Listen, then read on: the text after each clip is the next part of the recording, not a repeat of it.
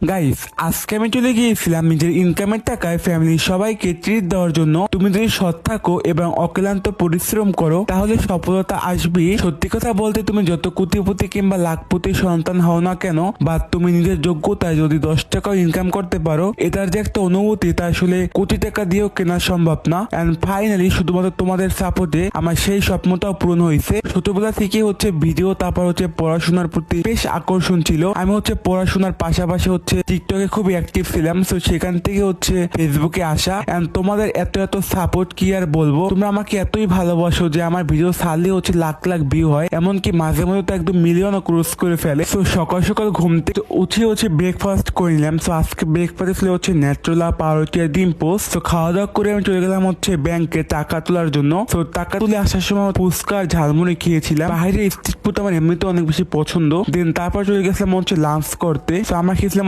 কাচ্চি বিরিয়ানি। দেন তারপর চলে গেছিলাম আমার জন্য একটা আইফোন কেনার জন্য। বাট তোমার সকলে তো জানো, যেহেতু আমি সামনে এক্সাম দেবো, যার কারণে আমি আর ফোন কিনিনি। দেন তারপর চলে গেলাম একটু টিভি বাইতে। তো আমি নিয়েছিলাম এখান থেকে মিট বক্স কম্বো আর বার্গার কম্বো, যার প্রত্যেকের সাথে চিকেন উইংস আর মোমো একদমই ফ্রি। সো এই তো খাওয়া দাওয়া করে দেন চলে গেলাম হালিম আর চটপটি খেতে। সো আমি নিয়েছিলাম এখান থেকে নল্লি আর হালিম, সাথে আমি চটপটিও নিয়েছিলাম। আর নিয়েছিলাম ভেলপুরি। আর এখানকার ভেলপুরিটা বেশ মজা, চটপটিটাও অনেক বেশি মজার, আর হালিমটা এক কথা একদম অসাধারণ ছিল, দামও কম, খেতে বেশ মজার। তো এখন তোমরা আমাকে অনেকে আস্ক করবা যে এখন তো ফেসবুক থেকে ডলার দেয় না, তাহলে আমি কিভাবে আর্ন করলাম। তো তোমরা যারা জানো তো জানোই, আর যারা জানো তারা আমার আরো দুইটা পেজ ছিল, ফারহান ছোট ভাই আর তামিম লাইফস্টাইল ব্লগ। তো সেই পেজে আমি ফুড ব্লগিং করতাম, আর আমি স্পন্সর ভিডিও করতাম, যার কারণে সেই যে পেমেন্ট গুলো ওইগুলো আমি ব্যাংকে জমা রাখতাম। তো সেই টাকা দিয়ে